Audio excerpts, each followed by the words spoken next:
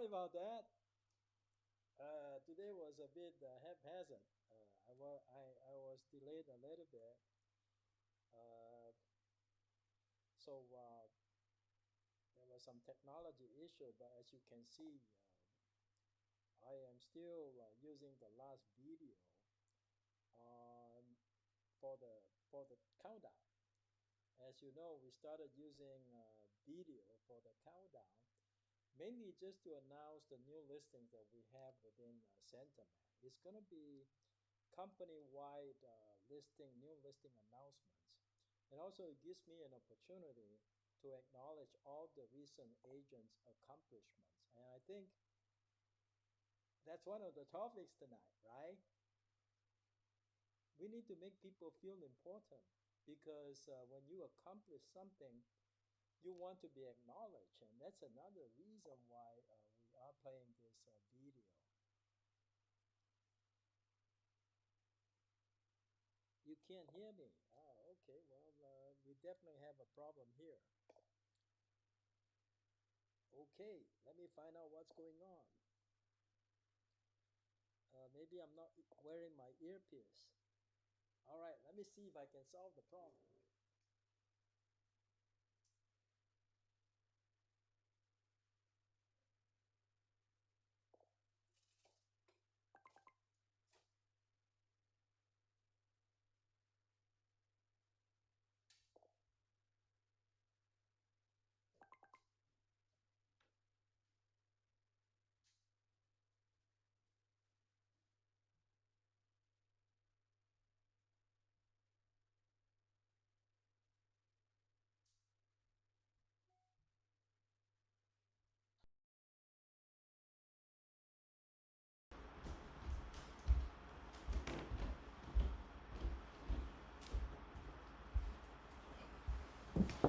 All right, can you guys hear me now?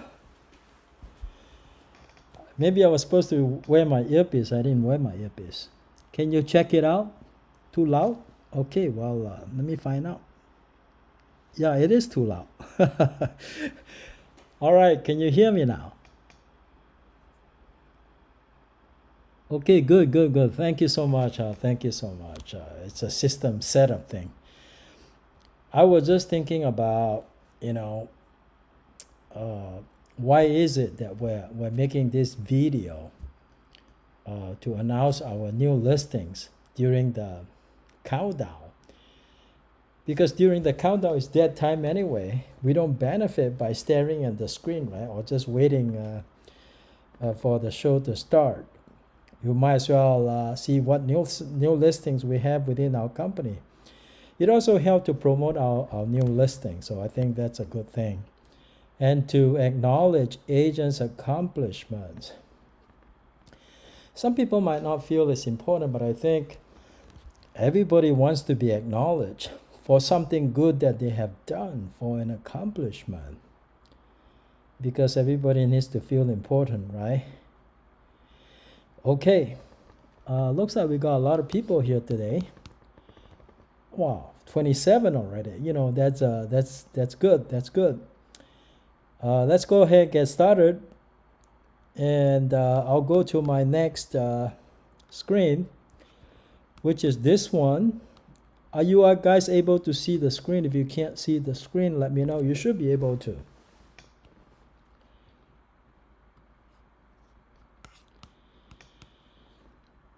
Let's go to the first topic of the day. Tips for door knocking to generate leads. I just want to share with you some of the things I think work for me when I go door knocking is I use a script that I'm comfortable with. If you use somebody's script and you're not comfortable with it, you're not going to be very effective using it. Which is a reason why you want to modify the script to something that you're comfortable with. You know, I haven't used my favorite script for door knocking for quite a while. So today I'm just sharing the script with you, just based on what I can remember about the script. So if I show up on the door, I knock, knock, knock, and said, my name is Kenny Tan. Okay, and then you can say something like, good news, one of your neighbors just sold his property. Or you said, exciting news, one of your neighbors just sold his property. Or you can say, good news, your neighbor, whatever the person's name is, just sold his property for an amazing price of $1 million. It's got 5 bedrooms, 4 baths, about 2,500 square feet. It's kind of like yours. So I was in the neighborhood letting people know about the sale of that property, and I was wondering, when do you plan on moving?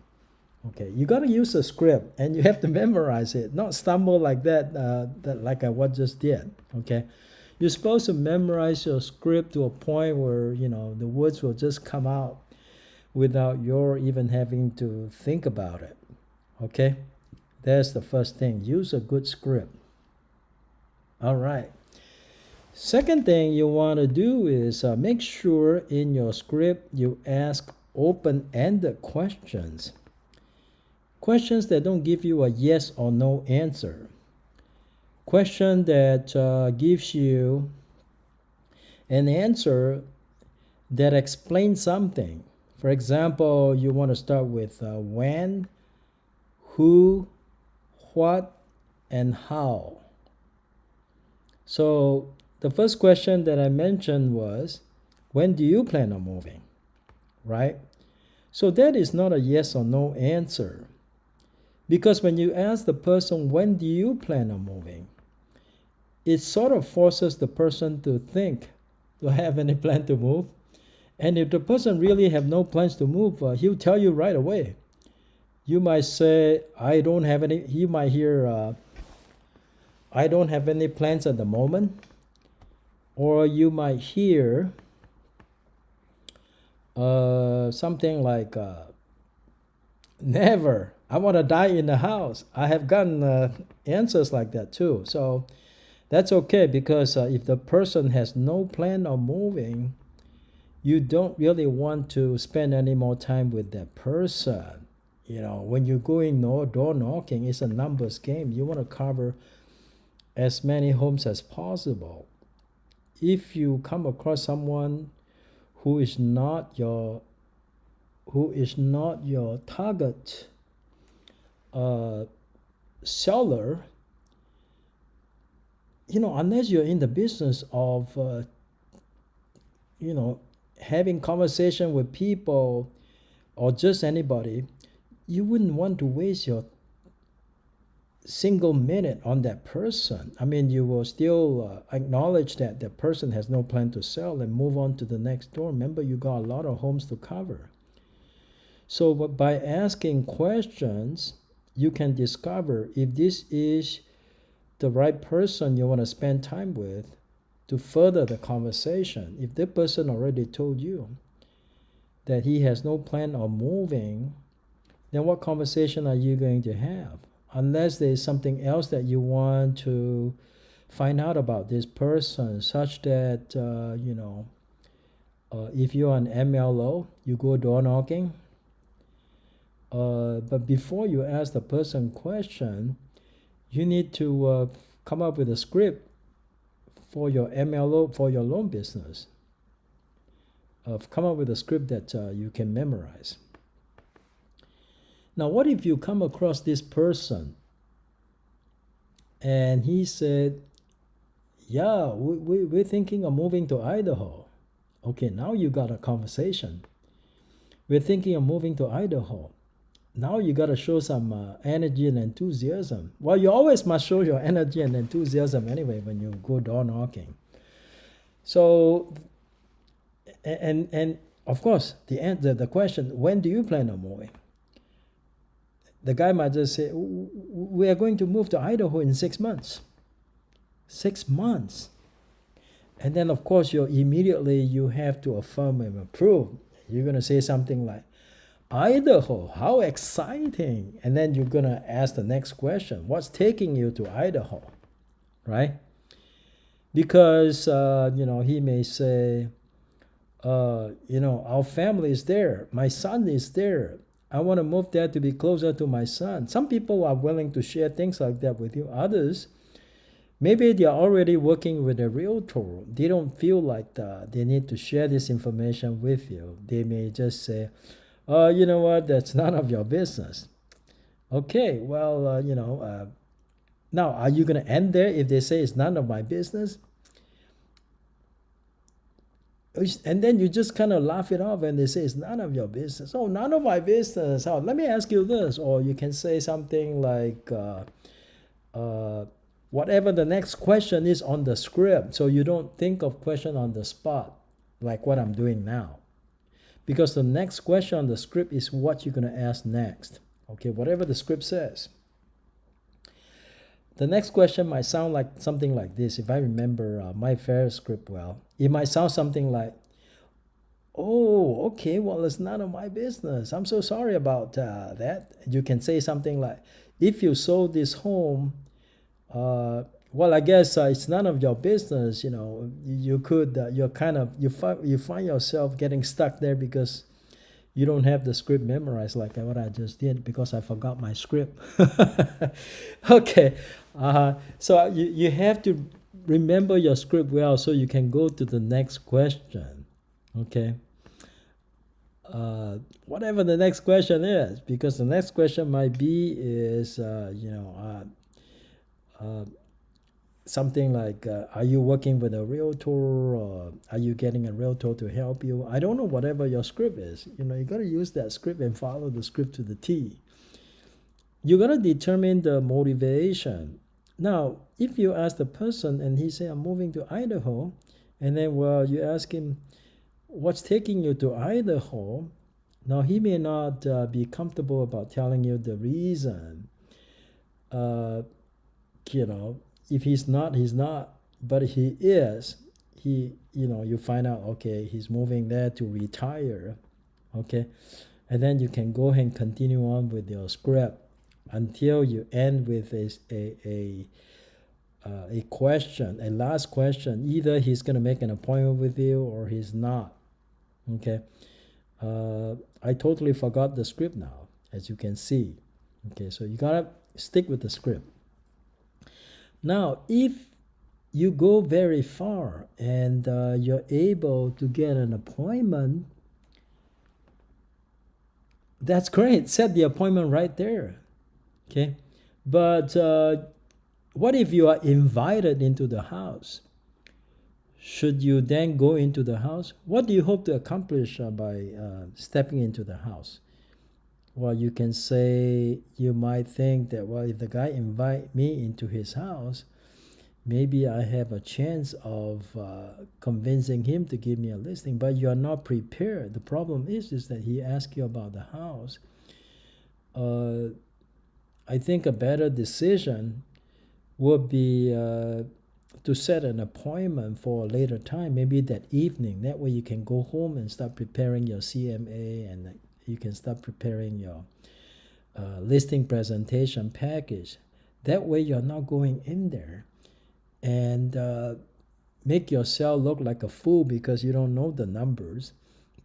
And you go in there, okay, after the guy might say, "After you see my house, what do you think my house is worth?" And then you would not be doing a good job about giving a property valuation. So set an appointment. Don't step inside the house. Okay. Now, if you have the opportunity to get the person's phone number, you can ask for his phone number. That way, you know what? It has happened to me before. I door knocked, and I ended the conversation without getting a phone number. That is a no-no.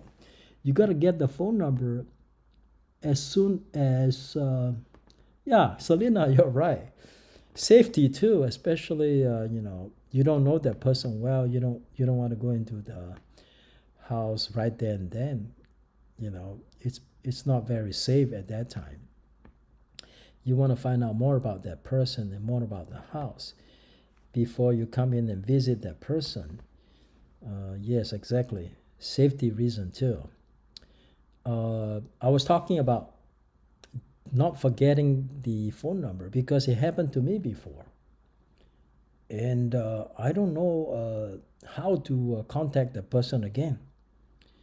And I have to go knock on the door again. But if I go back and knock on the door again, the guy may not open the door or might not be home and things like that. So if you have the opportunity, ask for permission to have their number. That way you can legally call their number. Another important reason about asking for their number, so you can send them text messages. Legally you cannot send text messages to someone unless you have their prior consent. So, you get their prior consent about contacting them, then it's okay to send them text messages. Otherwise, you might run into legal issue about sending spam text messages. That's another topic we're going to discuss today. Okay. All right, let's move on to how to legally send email advertisements. Okay. Let me turn my phone off. Sorry about that.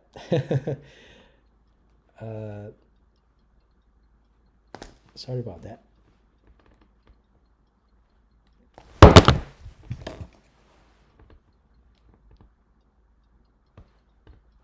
All right, it's off right now. I apologize. I should have turned it off sooner. All right. How to send email advertisement legally. There's an anti-spam law in California. The law is very strict, but it is not well enforced. So much so that I'm getting still a lot of spam. And you can set up the filter in your setting to filter out the spam. Okay, but I'm still getting a lot of email spams. From who? Number one violator is Compass.com. Compass is very aggressive in sending out these email spams. It's hard to block them. I wish there is a way, I'm still trying to figure out, a way to stop the email spams from agents whose email ends with Compass.com. But if I do that, I run the risk of filtering out future agents, Compass agents that I work with. Yeah, of course, Selena. When you go door knocking, it's good to let your family know in advance where you're going to be. In case you're not coming home, they need to know. They can call the police at that time. Okay? If they're not reaching you, you're not coming home on time, then your family knows where you are. And if the police ask, you can tell the police, of course. Now, going back to how to stop email spams. Now, I try to filter out. If I try to filter out all those emails that ends with compass.com, I run the risk of filtering out emails of Compass agents that work with me on transactions. That's also another thing. So right now, currently what I'm doing is if I see a spam coming in, I will just set it as spam and block it so they don't show up in my emails anymore. But Compass has so many agents, and they send out this aggressive email campaign. I don't have an effective way of stopping this spam from Compass. If someone knows of a better way, let me know. I look forward to stopping all those email spam from Compass. They are very aggressive, and I don't care about receiving those emails. Okay, but I think they are actually wasting my time just by sending me this spam. So that's why there is anti-spam law in California. So let's look at what the law says. What are the legal requirements? No sending of unsolicited emails. That is the law. You cannot send unsolicited emails to people. As you can see, the law is very strict. Unsolicited, that means the guy never expect your emails. You don't have any relationship with that person, and you're just sending unsolicited emails. And it also say no collecting of email addresses posted on the internet.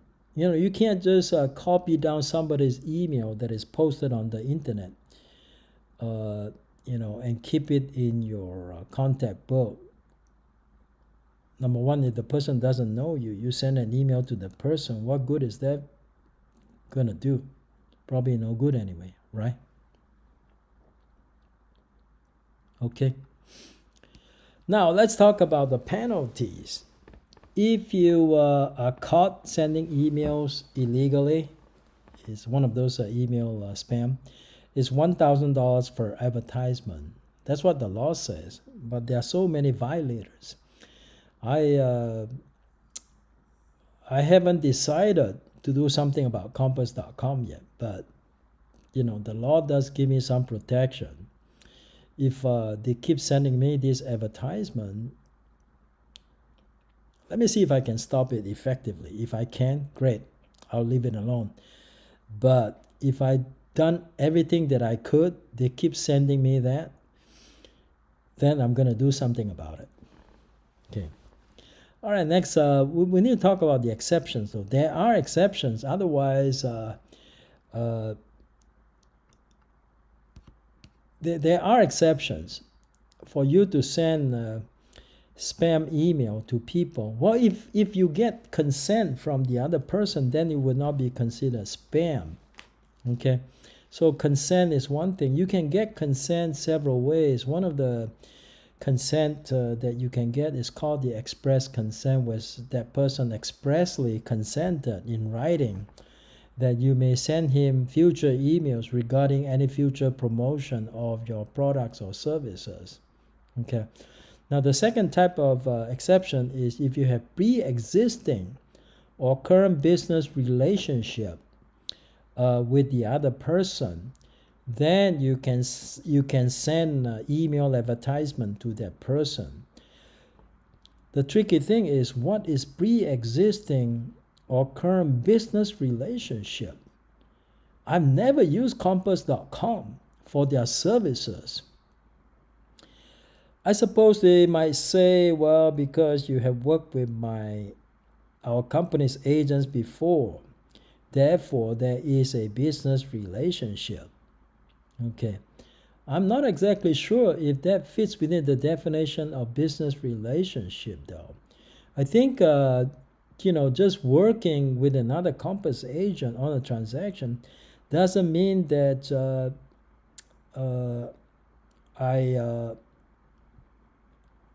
I'm their customer. I'm not their customer, that's for sure. Also, this exception also covers situation where the person had made inquiries about your products or services. If a person contacted you previously, making inquiries, for example, asking you how much their property is worth, or asking you if you have a loan product for them, that is making inquiry.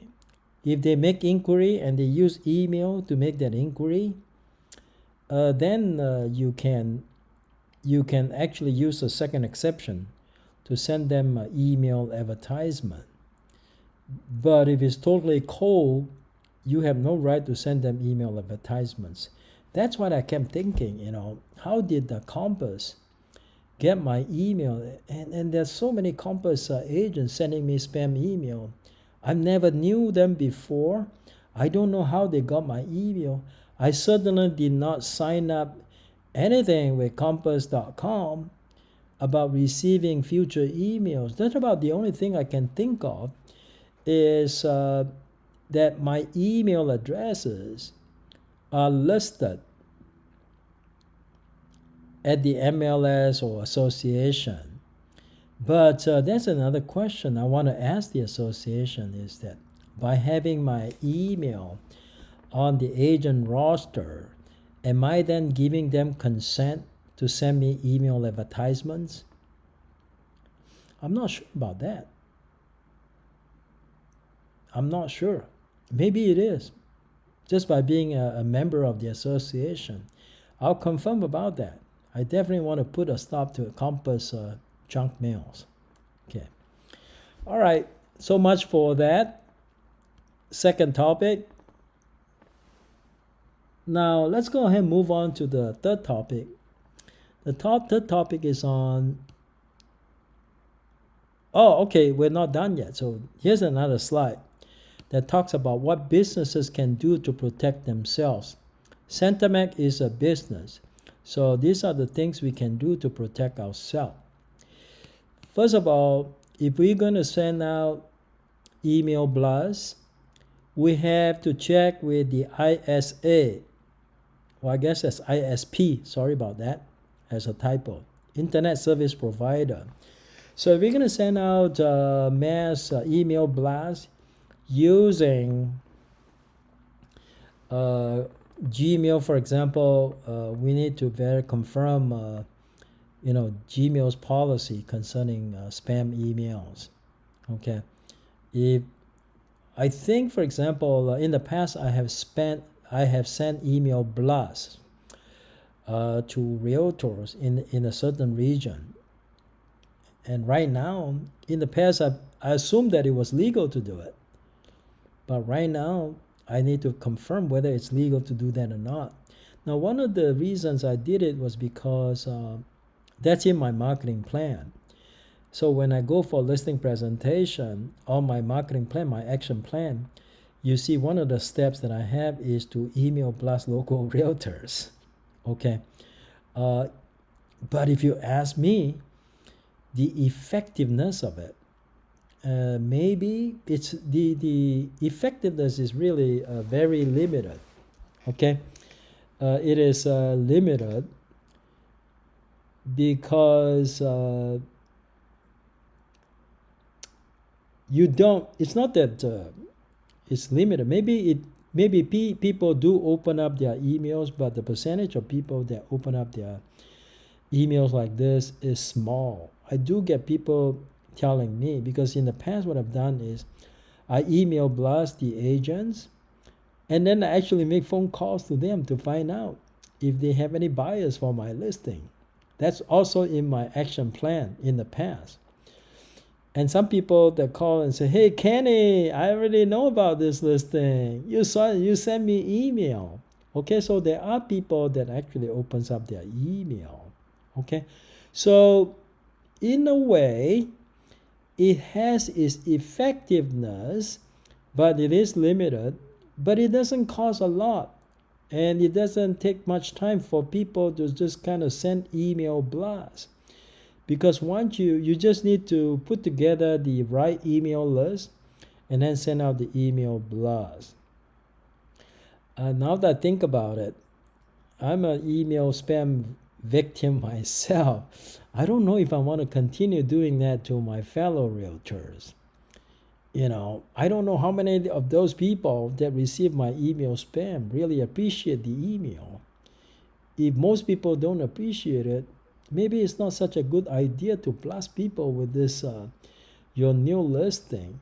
It's not like you have no other way of marketing your listing, because your listing is already marketed to Zillow, Redfin, and all of those websites. It's also already marketed through the MLS. What more do you need? So that's another consideration. Okay, now let's talk about the next point. Only send emails to those with pre-existing relationships. Now, some people might say, "Well, Kenny, that's too limited. I don't have a lot of pre-existing relationships." Assuming that we are in agreement on the definition of pre-existing relationship, that means business relationships. That means that this person has done business with you in the past. Okay? Now, sending emails to people that has pre-existing relationship to you makes sense, because these are people who are more likely to open your email anyway. But if you send emails to people that don't have a pre-existing relationship with you, You don't know how many junk mails they get in a day. So how effective is it to send junk mails to them? Okay, they may have a filter set up that junk mails don't show up in their inbox. So that's another thing to think about. But if you have clients that you have pre-existing relationship with them, it is legally permissible, number one. Number two, it's actually more effective than to send it to somebody else. All right, Alex has a question. Let's see what Alex's question is. Can warm prospects be included in email? All right, Alex, that's a good question. Let me see if I can. Versus cold prospect. All right. Okay. Question is, can warm prospects be included in email blasts? First of all, the prerequisite is that prospect must have made an inquiry. I'll give you a good example. So, lately we started creating what you call the landing pages. Now we start promoting these landing pages in social media, right? And we can all agree that it is legal to promote these landing pages in social media. It is also legal to design pop-up so that whoever that is interested in getting more information can voluntarily provide their email and or phone number. And then once that is captured, it will be sent to whatever CRM that we use. So in this case, it's a Zip CRM. That is consent, because by them providing the email to you in response to an invitation to receive property valuations or more information about this listing, that is consent. Remember, the law says either they must have a pre-existing business relationship with you, or they made an inquiry. That is an inquiry. So by them, if you consider this a warm lead, yeah, it is legal to send an email to them. I don't like to use the word blast anymore, because the word blast implies that you are being indiscriminate. You don't consider people's privacy. You don't consider people's desire to receive your email. It's not like where you're driving on the freeway, there is a big advertisement board along the freeway. They can choose to ignore it. Okay? Of course, it will distract them, but under the law, those billboards are legal. Okay? But email, the problem with that is you are cluttering up people's inbox such that sometimes they miss important emails. That's one of my biggest complaints, because sometimes I got so many junk mails that come into my inbox. I miss important messages, and that upset me a lot. For example, your DocuSign comes in. You want me to sign a broker demand? If I have all of these junk mails in my inbox, I might easily miss your request, and that wouldn't be good. It's preventing me from doing my job effectively. So I need to have a cleaner inbox so that important emails are not missed. So cold email, Alec, cold means you don't have consent from the other person, and you don't have any pre-existing business relationship, and the person has not made inquiry previously. That is illegal. You can't send cold emails to people. That's what the law says. There's no other exceptions. I mentioned all the exceptions I could to you. All right, the third thing about what to do to protect ourselves. Don't use outside email blast company. So if you hire outside email blast company, you don't know whether they are in compliance with the law or not. Whereas if you do it yourself, you're already familiar with the law, you're less likely to break the law. Those guys, you have no idea. You're counting on them to comply with the law. Remember what the law says. They will penalize both the spammer and the advertiser. So if you hire an outside email blast company, aren't you the advertiser? Yes, you are. So they will penalize you and they will penalize the email blast company. So be careful about that. I would not use outside email blast company for that purpose. I know some companies use, I don't know if Compass uses outside company or not, but they're on my blacklist. I'm watching them. Okay. Number 4, check with your legal counsel before sending out email blasts. Yeah, always good idea to check. I'm your broker. I'm also an attorney, so you should check with me before you send out email blasts and get my okay, so that you're not violating the law. Okay. All right, let's go ahead and look at the next one. The next one, how to win friends and influence people. Rule number 9. We're on to rule number 9 already. Make the other person feel important and do it sincerely. Nobody wants to feel unimportant, right? Everybody wants to feel important. People can feel important in their little world. So if we can make people feel important, we are better able to make them want to have conversation with us. And real estate is a conversation business. The more conversations you can have, the more chances you're going to have that somebody is going to need your service and somebody is going to ask you to provide your service. So it is a conversation business. And one way to generate conversation is not to talk about ourselves all the time. We have to talk about the other person's interests. Okay, make the other person feel important. Now, in the book, there's an example. I want to share with you that example. Post office worker. That is in the book. Yeah, Kevin. Ask questions. Stay curious, of course. You've always said that. It's true. It's true. But you have to be sincere doing it, though. The best real estate agents, the best people that are agents that are people person tend to do better in real estate than those who are not. I have to confess with you. I'm not a great people person, but I know what's important, what we need to do to generate conversation with people. That is a skill that can be learned. Sometimes it's because of our personality. We don't like to talk that much. But, if everybody wants to feel important, so if you're in a conversation, do you want to be the person feeling important, or you want to let the other person feel important? Now, if you want to be the person feel important, find somebody who will make you feel important, right?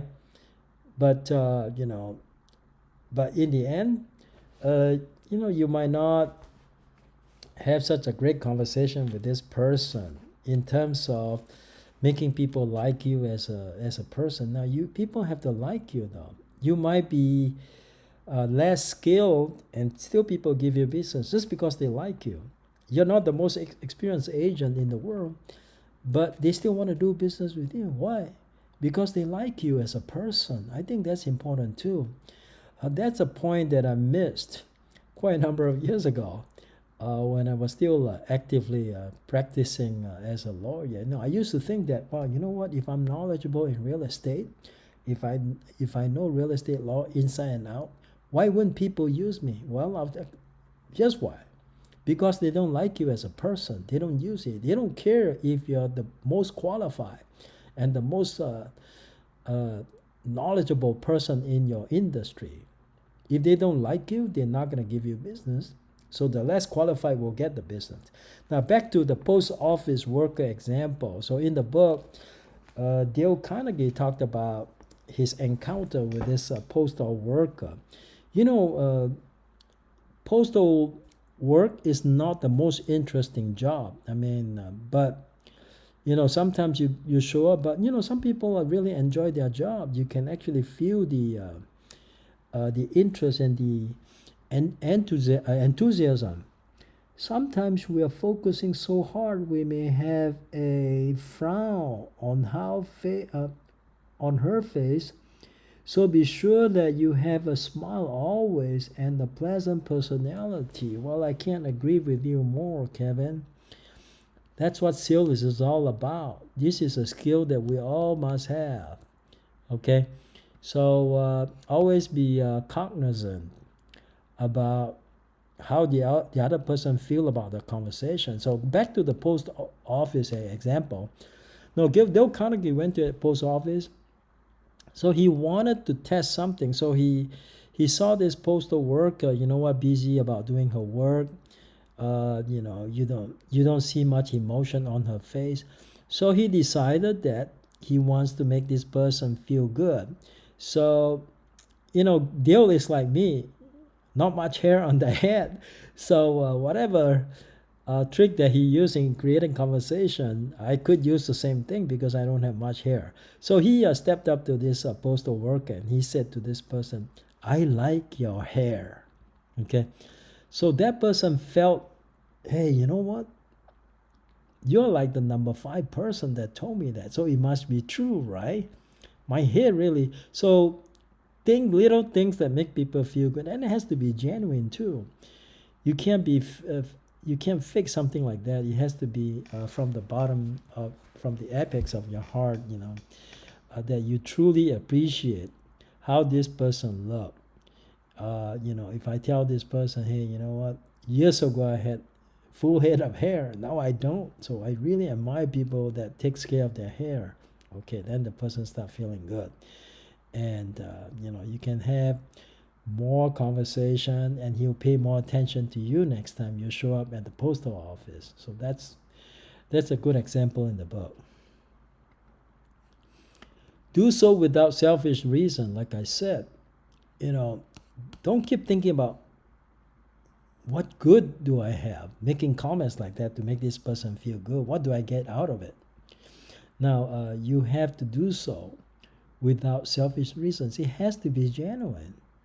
Okay, if somebody looks good, for example, I know some people are very conscious about their appearance. If there is a change about what they did to themselves and you notice it, and then you comment on it, and they'll feel good about it.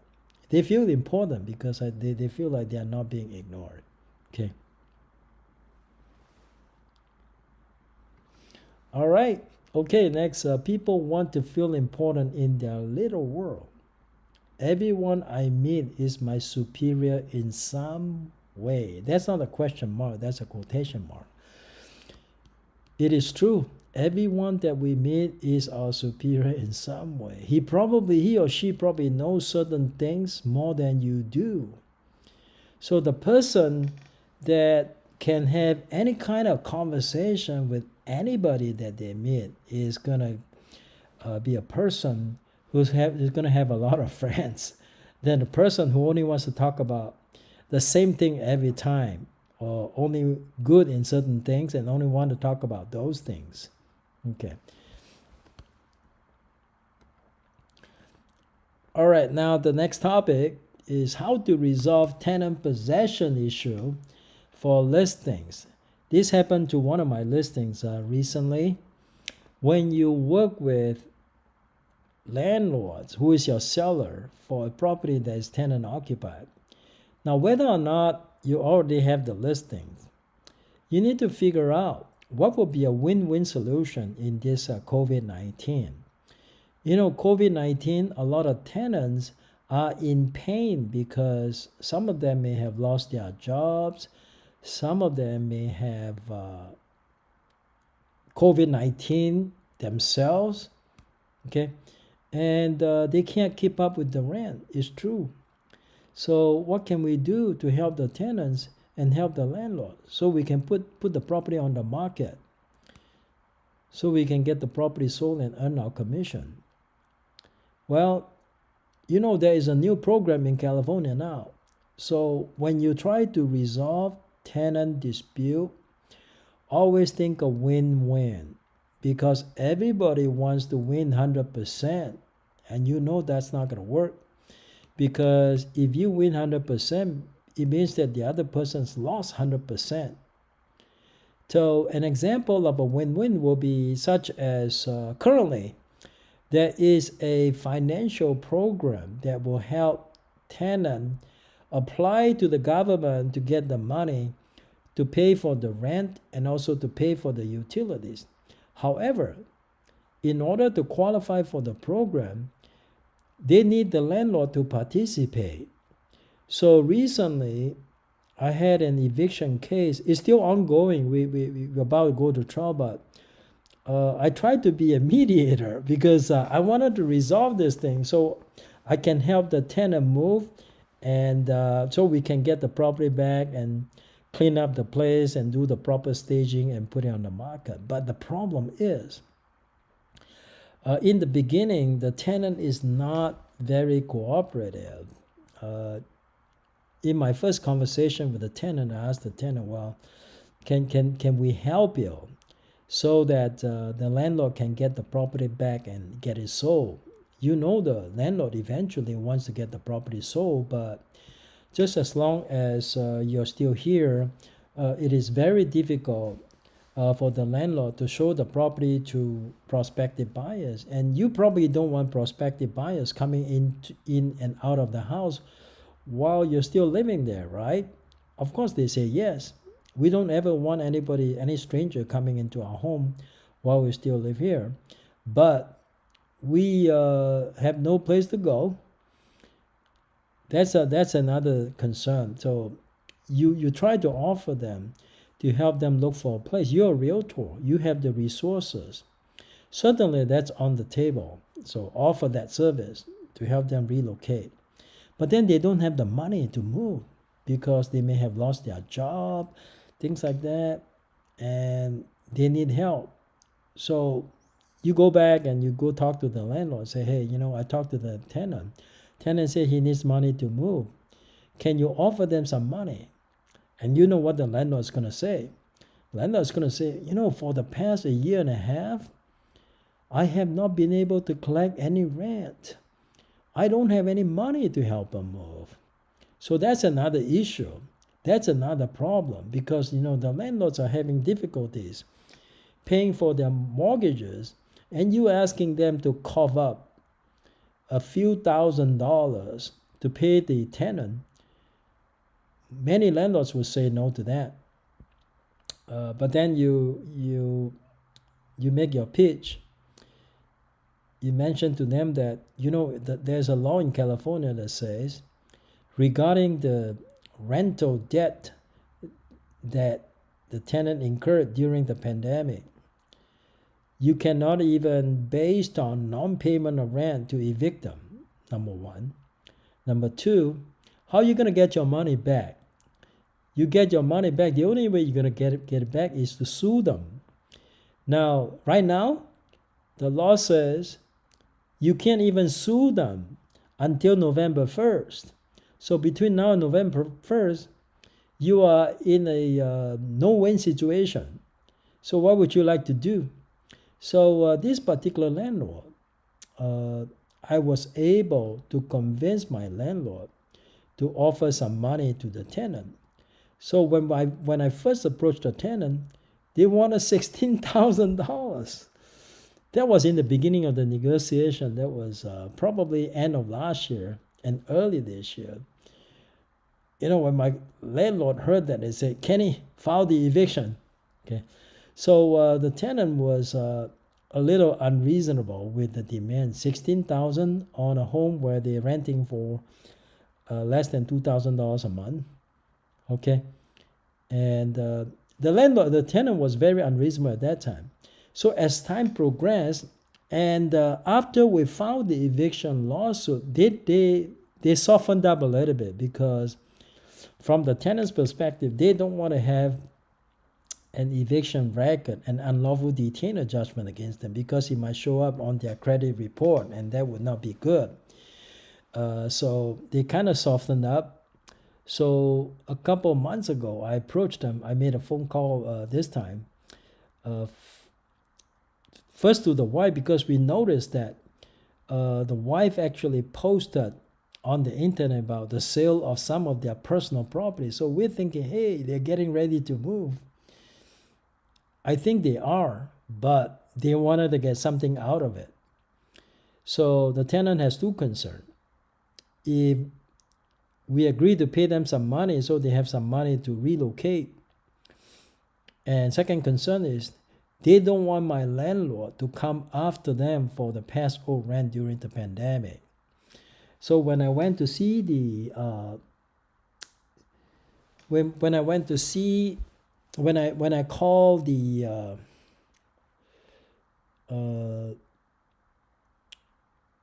sorry, I lost my train of thought. I was looking at the comments. So they don't want to pay any past owed rent. So I went back to the landlord and said, hey, the tenant's requirement is they want you to waive past owed rent during the pandemic. Are you willing to do that? Of course, the landlord immediately said, no, we want to go after them for the past owed rent. Here's my response. Number one, so I told the landlord, did you know that in order to sue your tenants in small claims court for past owed rent during the pandemic, there are two legal requirements. First requirement is, back in August of 2020, you're supposed to give them a certain legally required notice. Did you satisfy that? Landlord said, yes, I did. Okay, well, good for them. First one was satisfied. Now the second one. Now, the law also says, I think it was around end of January, you are required to renew that notice. Did you satisfy that? She said, I think I did. Satisfied. All right. So when you have conversation with your landlord, these are things you can talk to them. Now, it did not even fulfill the requirement. The law says they cannot sue the tenant for past owed rent. So if your landlord did not fulfill those requirements, you can tell your landlord, you're not going to get your money. Why not just agree to the tenant, or maybe get the tenant to agree on partial payment? That way, the tenant doesn't feel that financially it will be overwhelming for them to leave your house and still be stuck with a large bill if you go to small claims court and sue them. Okay, so but this particular landlord fulfilled both requirements, so I cannot use that against them. So I went back to the tenant. I said to the tenant, it's hard for the landlord not to seek any compensation for the rent that you owe within the past year and a half. I mean, that's understandable. That's a huge financial loss. What can you do? Maybe you should pay a little bit to them to make them happy. So the tenant did bring up the financial aid from the state government. So the state did receive some money from the federal government. And in order for the tenant to apply, they had to meet certain legal requirements. And one of the legal requirements is their income must be no higher than 80% of the median income in the county in which they live in. So if the tenant fulfills this requirement, then the tenant qualifies. But if the tenant qualifies, the landlord does not participate. The best that the tenant can do is to get 25% from the government. So if they owe $10,000, they can only get $2,500 toward the past owed rent, and that would not work for the tenant, right? Because they still owe 75%. Okay, so if in order for them to get the full amount, they need the landlord to sign on as well. So I go back to the landlord and said, maybe what we can do is propose to the tenant and say, how about the two of us cooperate in the application? Right now, there is no deadline for the application, so there is time still to apply for the financial aid. Now, right now, there's no deadline. Why don't we do it now? We do the right thing. We fill out the form. So somebody has to take the lead though. It's either the tenant who's going to take the lead or the landlord who's going to take the lead about applying for the financial aid. So I told my landlord client, I said, you know what, when you take the lead, you are in control. It's better that you take the lead. The tenant simply cooperate by signing on. Now, what does the tenant need to provide to the government in order to get the financial aid? Number one, they need to provide the tax return. The tax return has to demonstrate they meet the income requirement. On top of getting the past owed rent reimbursed by the government, the tenant can also get money, and it's 100% payment for past owed utility bill. So it's a win-win. But then for the utility bill, they probably don't need the landlord to participate. But for the rent, they need the landlord to participate. My landlord is concerned that if, we've already late on this thing. What if right now we submit the application, the government told us we're too late, then we don't get any money from the bank or from the government. Then what do? We can still go after the tenant for the money if the government pays us zero or a lot less than what we anticipated. Now, how do I sell this thing to the tenant is the question, though. So the other day when we were in court on a hearing with the tenant, we had this conversation at the hallway, and tenant said, Kenny, whatever that your landlord is offering me about relocation costs, I can accept, not a problem. So we offer them $3,000 sort of for cash for keys, okay, just so that we can get possession. So $3,000, and they're supposed to move out by September 30th. And the tenant also agreed on that. But then the tenant said, hey, Kenny, but my condition, and this is a big one, I don't ever owe the landlord any more rent. I want a complete release. And another condition is the tenant wants their security deposit refunded to them on September 30th when they give us the key. Now, my landlord has no problem with refunding them the security deposit on September 30th. They're okay with that. My landlord cannot accept that if we fail on not getting any money from, we fail on getting any money from the government, that the tenant is off the hook. My landlord cannot accept that. So now I'm going to make another phone call to the tenant, and we're going to offer this. Now, California law says the tenant cannot be evicted if they pay the rent that equals 25% of the past owed rent during the COVID-19 period from September of last year through September of this year. They cannot be evicted for that reason, as long as they pay 25% of the total amount of rent that is owed to the landlord during the period I just described. And that money is not due and payable until September 30th. So there's nothing the landlord can do right now, even if they receive zero from the tenant, because the law gives the tenant until September 30th to pay 25% of the total rent owed for 1 year period, in essence.